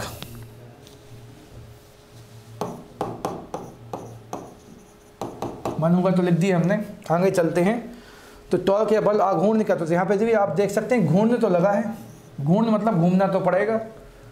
तो जब किसी घूमती हुई वस्तु पर बल जो है केंद्र के स्थान पर कुछ दूरी से लगा, जैसे अभी हमने पीछे मिक्सी घुमाई, वॉशिंग मशीन घुमाई, तो उन सब में धुरी खुद अपनी जगह पे क्या करती, घूमती है। तो वहाँ पे शायद हमारा हाथ आप लोगों को घूमते दिख रहा है, तो जब आप नीचे से इसको यहीं से बल लगाएंगे तो वहाँ पे आपको अभिकेंद्र और अपकेंद्रीय बल मिलेगा। अब लेकिन बल लगाने के लिए आप लोगों ने इस सेंटर का यूज न करके किसी दूरी का उपयोग किया। तो सेम कहानी फिर से लगाते थे हम अपनी किसकी, कोई पुराने समय की आटा पीसने की हाथ वाली चक्की, ठीक है। तो यहाँ पे चक्की घूमती है यहाँ से, लेकिन उस पर हम लोग बल कहाँ लगाते हैं, यहाँ से, ठीक है। तो जब आप लोगों ने घुमाने के लिए बल का उपयोग केंद्र से ना करके कुछ दूरी से किया, तो उस वाली स्थिति में लगाए गए बल को ही हम लोग बल ना बोल के कौन सा बल बोलेंगे, बल आघूर्ण बल। तो जो केंद्र से बल लगता है उसको हम लोग अभिकेंद्रीय या फिर अपकेंद्रीय बोलेंगे, लेकिन जो थोड़ी सी दूरी से बल लगेगा उसको हम लोग नाम क्या देंगे, अपकेंद्रीय बल, ठीक है। तो केंद्र से कुछ दूरी पर लगने वाले बल को हम लोग कौन सा बल का नाम देंगे, बल आघूर्ण या टॉर्क का नाम देंगे। और इसका बल आघूर्ण का जो सूत्र बनता है वो क्या निकल गया था, तो बल जब लगाया गया बल और आघूर्ण की भुजा। अब आघूर्ण की भुजा कैसे मानेंगे आप, जिसको हमने शॉर्ट फॉर्म में नीचे आर भी लिख दिया, आर फॉर आप सबको पता रेडियस। तो जहाँ पे आप घुमा रहे हो तो यह हो आपका सेंटर जहाँ से घूम रहा है और जहाँ से आपने बल लगाया, तो इस सेंटर और लगाए गए बल के बीच की दूरी को ही हम लोग क्या नाम दे देंगे, आर फॉर आघूर्ण की भुजा। तो काफ़ी इंपॉर्टेंट है, यहाँ से भी क्वेश्चन मिलते हैं। तो बल आघूर्ण से आप लोग बल और बल आघूर्ण की भुजा की सहायता से बोले, फिर से बोल देते हैं। बल आघूर्ण के लिए आप लोगों को बल और आघूर्ण भुजा का मान पता होना चाहिए, जिससे आप लोग बल आघूर्ण का मान पता कर लेंगे। और यहाँ से भी आप लोगों को बल का मान मिल सकता है। कई बार परीक्षाओं में बल आघूर्ण का मान दिया जाता है और सामान्यतः पूछा क्या जाता है बल। तो एक और देखिए आप लोगों के लिए बल का सूत्र मिल गया है, और यहाँ पे इसको सामान्यतः आपको किताब में टो लिखा मिलेगा, ये टी नहीं है, टो लिखा होता है बल के लिए, ठीक है। तो बल आघूर्ण के लिए हम टो लिखेंगे, और टो का सूत्र क्या बन जाएगा, एफ इंटू आर। और एफ मतलब है बल, बल का मात्रक होता है न्यूटन, और आर का मतलब है एक भुजा, और भुजा का मात्रक क्या होता है, भुजा को मापेंगे अब लंबाई में, लंबाई का मात्रक होता है मीटर। तो न्यूटन मीटर क्या हो जाएगा, बल आघूर्ण का ऐसा ही मात्रक। तो इसको आप लोग याद रखें। देखिए ये वाले भाई साहब भी जो हैं इस वाली चीज़ को घुमाने का प्रयास कर रहे हैं, तो इनको घुमाना है, तो इसको लोग यहाँ लगाएंगे, तो यहाँ से घूमेगा, और बल कहाँ से लगाएंगे, दूर से, मतलब संपर्क हो रहा है यहाँ से, और घुमाएंगे दूर से, मतलब वो क्या प्राप्त करने की कोशिश कर रहे हैं, तो आप बोलेंगे बल आघूर्ण को प्राप्त करने की कोशिश कर रहे हैं। तो और कहाँ कहाँ एग्जाम्पल देखने मिलेंगे आपको बल आघूर्ण के, तो दरवाजे का जो कब्जा हम लोग बोलते हैं, जिसको कब्जे का इंग्लिश वर्ड भूल रहे हैं अभी हम, तो कब्जा, तो हम लोग क्या देखते हैं, दरवाजा इस प्रकार से होता है, उस पर कब्जे यहाँ पर लगे होते हैं, जिस पर हम लोग स्क्रू से कस देते हैं उनको, ठीक है। और हम लोगों का हैंडल लगता है यहाँ पे, हैंडल लगता है यहाँ पे। तो हैंडल की सहायता से हम लोग बल लगाएंगे यहाँ से, और घूमेगा कहाँ से, यहाँ से। तो बल लगेगा यहाँ से, बल अप्लाई करोगे आप यहाँ से, और मूवमेंट होगा कहाँ से, यहाँ से। और यहाँ से लेके यहाँ तक की दूरी किसका काम कर देगी, आर का। एक क्वेश्चन ये भी बनता है परीक्षा में, तो वो भी हम समझा दें आपसे। आप लोग देख पा रहे हैं यहाँ पे पीछे हमने आपको थोड़ा बहुत अनुक्रमानुपाती और व्युत्क्रमानुपाती के अर्थ शायद समझाए हैं। तो जो बल आघूर्ण है वो आघूर्ण भुजा के भी समानुपाती और बल के भी समानुपाती है। यदि आपको बल आघूर्ण का मान ज़्यादा चाहिए, मतलब आप आसानी से काम करना चाहते हो, तो आपको बल भी ज़्यादा लगाना पड़ेगा, या फिर आघूर्ण भुजा का मान भी कहना चाहिए ज़्यादा चाहिए। तो इसी आघूर्ण मेन तो क्वेश्चन बनते हैं यहाँ से कि आपको आघूर्ण भुजा का मान भी ज़्यादा चाहिए। इसके लिए आपको बल लगाने वाली सतह जो है वो इसके घुमाने वाली सतह से एकदम दूर चाहिए। इसलिए हम लोग दरवाजे में जो हैंडल लगाते हैं वो इन कब्जों से बहुत दूर लगाते हैं, एकदम पास में नहीं लगाते। यदि पास में लगा होगा तो फिर हमें इसका मान कम हो जाएगा, तो हमें इसका मान फिर बहुत ज़्यादा बढ़ाना पड़ेगा। तो यदि आप चाहते हो कम से कम बल के द्वारा अधिक से अधिक काम कर दें, तो आपको उस चीज़ को घुमाने के लिए उसमें लंबी सी एक रॉड लगानी पड़ती है, या फिर लंबी दूरी पे जाके आपको हैंडल लगाना होता है। सेम कहानी हमने हैंडपम्प की जल्दी समझा दी आपको। हैंडपम्प हम लोग देखते हैं कि हैंडपम्प जो है यहाँ से ऊपर नीचे होकर पानी को नीचे से ऊपर खींचता है, लेकिन उसका जो हैंडल होता है हैंडपम्प का बहुत लंबा होता है, और जितना लंबा होगा उतनी आसानी से आप काम कर पाएंगे। लोग सोचते हैं इतना लंबा है तो हम कैसे उसको चलाएंगे। चलाने में आपको हल्का फुल्का शायद काम करना पड़े, लेकिन वहाँ से जो पानी खींचने की दर से आपको जो बल आघूर्ण मिलने वाला है वो बहुत कम हो जाएगा और आसानी से आप काम कर पाओगे। बोल गए बल आघूर्ण का मान बहुत बढ़ जाएगा। क्यों? क्योंकि आर का मान आपने बहुत ज़्यादा क्या कर दिया, बढ़ा दिया। इसलिए हैंडपम्प का जो हैंडल होता है बहुत लंबा होता है। आटे की चक्की, कुम्हार की चाक, सब इसको उदाहरण वो हम आपको पीछे से समझा चुके हैं। ठीक है, जहाँ पे बल आप कुछ दूरी से लगाएंगे। आटे की चक्की में सामान्यतः जो मशीन वाली आटे की चक्की है उसमें उसको घुमाने के लिए हम लोग सामान्यतः देखते हैं कि इसका पट्टे का उपयोग करते हैं, मतलब बल लगता है यहाँ से और अप्लाई होता है यहाँ पे, तो पट्टे की सहायता से उसको घुमाया जाता है। तो माना कि आप लोगों को समझ में आए, तो बस यहाँ पे आखिरी में ब्रीफ रिवाइज हम ये कर देंगे, जब केंद्र से किसी चीज़ को घुमाना है लेकिन केंद्र की अपेक्षा किसी दूरी से आप बल लगाओगे, तो उस वाली स्थिति में उस वाले बल को हम लोग क्या नाम देंगे, बल आघूर्ण, जो कि बल और आघूर्ण की भुजा पर डिपेंड करेगा। आगे चलते हैं, बल युग्म की बात कर लें तो बल युग्म अब साफ लगा, युग्म का मतलब होता है पेयर। युग्म का अर्थ होता है क्या, पेयर होता है। ठीक है, तो बल युग्म का अर्थ होता है पेयर। तो पेयर से में इसमें क्या होगा कि जब भी हम लोग क्या करते हैं, जब भी किसी वस्तु पर हमेशा विपरीत दिशा में दो बराबर बल कार्य करते हैं, और उन दोनों बलों को ही हम लोग क्या नाम दे देंगे, बल आघूर्ण नाम दे देंगे। सबसे अच्छा उदाहरण आप लोग कहाँ पे देखोगे इसका, नल खोलते समय। सामान्यतः हम लोग देखते हैं कि हम लोगों के घर में जो नल लगा होता है, इस टाइप का कुछ भी होता है, मान लीजिए नल होता है, उसके ऊपर जो हम लोग उसका टैप लगा होता है घुमाने वाला, वो यहाँ पे उसके एक छोर यहाँ भी निकला होता है, एक छोर यहाँ भी निकला होता है। तो उसको जब हम लोग घुमाते तो एक साइड जो है, यदि उसको हम लोग इस प्रकार से घुमाएं तो एक साइड अपने आप कैसे घूम जाएगी यहाँ पे। तो इस साइड का बल और इस साइड का बल एक दूसरे को मेंटेन कर लेते हैं हम लोग, कम से कम ताकत में कम से कम बल के द्वारा अधिक से अधिक काम कर लेते हैं। तो इन दोनों ही बलों के कहने को युग्म को हम लोग क्या नाम दे देंगे, बल युग्म नाम दे देंगे। तो नल खोलते समय, ढक्कन खोलते समय भी आप क्या करोगे, इस प्रकार से घुमाओगे, तो वहाँ भी कौन सा चीज़ काम करेगी, बल युग्म काम करेगी। चाबी घुमाते समय भी क्या होता है, चाबी घुमाओगे आप ऐसे, अंदर का लीवर कैसा घूम जाएगा ऐसा। तो यहाँ पे चीज़ भी हम तो आपको समझाना भूल गए कि आप जब नल को घुमाओगे ऐसे, तो अंदर यहाँ पे एक छोटा सा लीवर लगा होता है जो विपरीत दिशा में काम करेगा और पानी को आगे आने का रास्ता दे देगा। ढक्कन खोलते समय भी सेम क्या होता है, आप ढक्कन को घुमाओगे ऐसे और चूड़ियाँ खुल जाएंगी उसके विपरीत दिशा में, ढक्कन कहाँ आता जाएगा, ऊपर की ओर आता जाएगा और ढक्कन खुल जाएगा। चाबी को तब घुमाते समय भी सेम ये वाली कहानी होगी। तो यहाँ पर जो भाई साहब जो हैंडपम्प से लगातार नल निकालने की कोशिश कर, बच्ची देखिए कितनी खुश हो रही है, लगता है ये कांस्टेबल बन चुकी है। तो आप लोग भी बन के खुश हो जाइएगा इस प्रकार से। तो यहाँ पे भी बल युग्म का रूल मान लीजिए लग रहा है। और यहाँ पे आप लोग देखते हैं कि ये जो भाई साहब हैं जब चाबी को इस प्रकार से घुमा रहे हैं, तो मतलब जब अपनी उंगली को उन्होंने जब ऐसा किया तो चाबी वहाँ जा रही है, और जब उंगली को यहाँ लगा तो चाबी कहाँ गई, यहाँ। मतलब एक बल आप इस दिशा में लगा रहे हैं तो अपने आप वहाँ लग रहा है। तो इन दोनों के पेयर को है सब फिर से गति का तृतीय नियम, पर इस पेयर को बस आपको क्या नाम दे देना, बल युग्म। तो ऐसे दो बल जो हमेशा एक जगह पर काम करते हैं और सामान्यतः विपरीत दिशा में काम करते हैं, उन दोनों के जोड़े को आप लोग नाम दे दोगे बल युग्म। थोड़ी सी गति और बढ़ाते ताकि आपको कम से कम समय में डेटा दिया जा सके, आपको बाकी चीज़ों को पढ़ने का मौका भी मिल सके। तो अगला टॉपिक है हम लोगों का अब सरल मशीन या सिंपल मशीन। तो सिंपल मशीन उसे कहते हैं जहाँ पे आपने किसी प्रकार से कृत्रिम ऊर्जा का उपयोग ना किया हो, आपने खुद की या प्राकृतिक ऊर्जा के उपयोग से कम बल के द्वारा अधिक से अधिक कार्य को संपन्न किया, फिर अधिक से अधिक आपने परिणाम प्राप्त किया। अभी कार्य शब्द का उपयोग करना गलत हो जाएगा क्योंकि कार्य हम लोगों ने नहीं पढ़ा है। तो आपने जब कम से कम बल का उपयोग करते हुए अधिक से अधिक परिणाम या फिर ऊर्जा प्राप्त कर ली हो, अब ऊर्जा शब्द मुंह से निकल रहा है बार बार, तो वहाँ पे आप लोग सरल मशीन बोलेंगे। साइकिल की बात करेंगे तो साइकिल में हम लोग अपनी प्राकृतिक एनर्जी खर्च करते हैं, लेकिन किसी प्रकार से पेट्रोल, डीजल इन जैसे कृत्रिम ईंधनों की या फिर कहने को ऐसे ईंधन जो कि आसानी से नहीं बनते हैं, परंपरागत ईंधनों के उपयोग नहीं करते हैं, तो उन ऐसी चीज़ों को हम लोग मशीन कहेंगे, साधारण या सरल मशीन कहेंगे। तो साइकिल भी किसका उदाहरण माना जाता है? हम लोगों का सरल मशीन का उदाहरण माना जाता है। तो बस फिर से बोल रहा हूँ, कुछ शब्द ज़्यादा बोल बैठे आप लोगों से, डाउट में ले गए।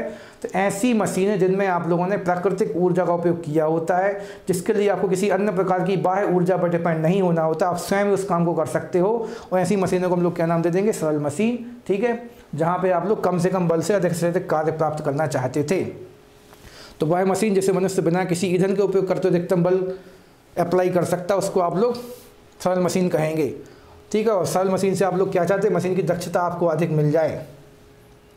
मशीन की दक्षता आप अधिक मिल जाए तो मशीन की दक्षता एफिशिएंसी ऑफ मशीन क्या होगी? तो मशीन द्वारा किया गया कार्य और मशीन को दी गई ऊर्जा। तो हम लोग चाहते हैं हमेशा कि मशीन को हम लोग ऊर्जा कम से कम दें और काम कैसा मिल जाए आपको? अधिक से अधिक।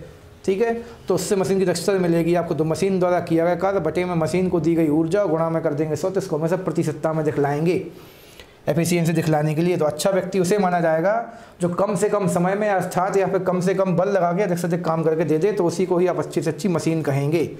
अब सरल मशीन के अंगों की बात करें तो सरल मशीन के 3 पार्ट अंग होते हैं। स्पेलिंग थोड़ी सी यहाँ पर मिस्टेक हो गई, फलक्रम फुलेक्रम हो गई, तो इसको फलक्रम लिखना है। ये FULCRUM है। तो फलक्रम, तो नंबर 1 पे लिखा आलम्ब, नंबर 2 पे लिखा है आयास, नंबर 3 पे क्या लिखा है? भार। इनकी परिभाषा आपको याद होनी चाहिए, इनसे बहुत क्वेश्चन बनते हैं। यहाँ पे एफ शॉर्ट नहीं है, एफर्ट है। तो आप लोगों को पता है जानबूझ की गलती की ताकि आप लोगों का ध्यान हम लोग खींच सकें।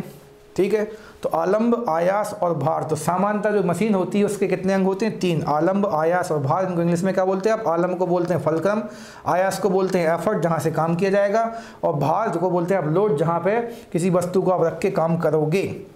ठीक है, एक नोट डाला हुआ है तो इसको बिठा कर देखो, शायद काम में आए आपके। तो सरल मशीन को क्या भी कहते हैं? उत्तोलक। उत्तोलक को आप इंग्लिश में क्या कहते हैं? लीवर। वो वाला लीवर नहीं जो हम लोग के शरीर में होता है, ये लीवर है जिसको हम लोग जहाँ वहाँ सब्बल जिसको सामान हम लोग बोलते हैं, कोई भी लंबी सी रॉड को लीवर कहा जाता है। तो सरल मशीन को उत्तोलक के नाम से भी जाना जाएगा। अब ने यहाँ पे आलम्ब की परिभाषा लिखी है कि आलम्ब क्या है? किसी मशीन का वह भाग जहाँ से वह आसानी से घूम सकती है, फिर उसको घुमाया जाता है। ठीक है, तो एक छोटा सा उदाहरण, सबसे फेमस उदाहरण इसका कैंची चलता है। तो हम कैंची का चित्र यहाँ पर बना लेते हैं। ये मानी हमने कैंची बना दी आप लोगों के लिए। तो इससे आप लोगों को फटाफट आरक्षक बनना और अपना नया घर बनाना और नए घर का रिबन काटना है, न कि एक दूसरे की काटना है कुछ भी। तो ये मानी हमारे पास कैंची है, और इस कैंची का हम लोग जब उपयोग करेंगे इस प्रकार से, तो इस वाले जॉइंट से, जोड़ से वो घूमेगी। मतलब आप उसको ऐसा कर सकते कुछ भी। ठीक है, तो जहाँ से ये घूमती है, जहाँ पे जॉइंट लगा होता है, उसको हम लोग क्या नाम देते हैं? आलम्ब नाम देते हैं। ठीक है, फिर अगली कहानी क्या लिखी हमने? आयास। तो किसी सरल मशीन पर जहाँ से बल लगाया जाता है, तो इसको हम लोग बल कहाँ से लगाएंगे? यहाँ से पकड़ेंगे, तो इसको बोलेंगे आपके आयास। इनमें से बोला एफर्ट, तो आप यहाँ से लगाओगे एफर्ट। और भार क्या है? किसी सरल मशीन में जिस स्थान से कार्य का संपादन होता है, मतलब जहाँ से कार्य होगा। तो कैंची का मेन उद्देश्य क्या है? रिबन को काटना। तो आप यहाँ से कपड़ा काटोगे, तो इस वाले हिस्से को हम लोग क्या नाम दे देंगे? तो आप बोलेंगे इस वाले हिस्से को हम लोग नाम देंगे भार। तो इसको एक बार फिर से आप लोग रिवाइज करके देखना, कोई भी डाउट होता है आप हमसे पूछना। बस फिर एक बार फिर से रिपीट कर देते। किसी भी सरल मशीन में हमने यहाँ पे कैंची का उदाहरण ले लिया है, जहाँ से वो जोड़ लगाओ तो उसको हम लोग बोलते हैं आलम्ब, जहाँ पे बोलते हैं आलम्ब। फिर जहाँ पे काम करते हैं उसको बोलते हैं आयास, और जहाँ से काम होता है, ठीक है, जहाँ से कपड़ा काट रहे हो आप, उसको बोलेंगे भार, क्योंकि कपड़े का कोई ना कोई भार होगा, उसको उठाना पड़ेगा। ठीक है, तो इसको आप लोग याद रखें और थोड़ा सा रिवीजन करें। है काफ़ी टॉपिक इजी, बस थोड़ा सा कुछ लोगों के लिए नया है, क्योंकि हम लोगों ने स्कूल की लाइफ में इसको ज़्यादा अच्छे से नहीं पढ़ा है, पर कभी कभी तो शायद नहीं ही पढ़ा है। तो इसको आप लोग याद रखें और रिवीजन करें, और आगे बढ़ते हैं। तभी हमने पीछे बोला आप लोगों से कि सरल मशीन को उत्तोलक कहते हैं, लीवर कहते हैं।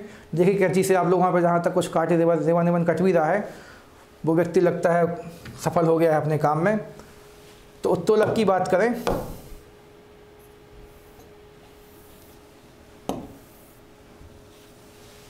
तो उत्तोलक क्या होता है? तो उत्तोलक हमने पीछे बता दी, उत्तोलक वही एक सरल मशीन है जो आपको कम से कम बल में अधिक से अधिक काम करके देगी, मतलब सरल मशीन को ही आप उत्तोलक कहेंगे, लीवर कहेंगे। तो उत्तोलक के भी वही सेम 3 प्रकार होंगे। तो हमने यहाँ पे 1 नंबर लिखा, तो 1 नंबर का अर्थ है प्रथम प्रकार का उत्तोलक। तो आपको ये बोलना है 1 का अर्थ है प्रथम प्रकार का उत्तोलक, ठीक है। तो अभी हमने जो पीछे 3 चीज़ें याद की हैं, कौन कौन सी 3 चीज़ें याद की हैं आप लोगों ने? तो आपने आलम्ब याद किया है, आयास याद किया है, ठीक है ना, और भार याद किया है। इन तीनों की परिभाषा याद की है। आलम्ब का मतलब फलक्रम, आयास का मतलब एफर्ट और भार का मतलब लोड। तो इन तीनों की स्थितियां एक ही मशीन में एक साथ होती हैं, बस तीनों की स्थितियां एक दूसरे के सापेक्ष कैसी हैं, तो उसके आधार पर उत्तोलक या सरल मशीन को कितने भागों में बांटते? 3 भागों में। तो जो फर्स्ट टाइप का पहले प्रकार का उत्तोलक होता है, सरल मशीन होता है, तो उसके मध्य में क्या मिलेगा आपको? आलम्ब।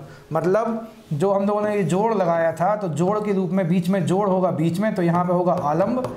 अब उसमें आप लोग अपने आयास को और भार को कहीं भी एक साइड उस साइड रख सकते हैं। हम चाहते तो हैंडल उस साइड भी लगा सकते थे, तो उस साइड से उपयोग कर लेते, इस साइड लगाते इस साइड। तो बस मेन चीज़ तो आपको क्या याद रखना है? आलम्ब होगा बीच में।